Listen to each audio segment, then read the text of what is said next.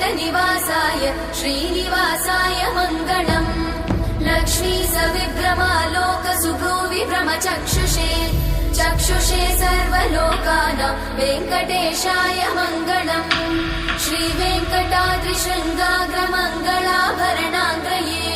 मङ्गलानां निवासाय श्रीनिवासाय मङ्गलम् सर्वावयव सौन्दर्य सम्पदा सर्वचेतसां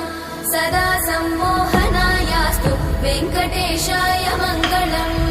नित्याय निरवध्याय सत्यानन्दचिदात्मने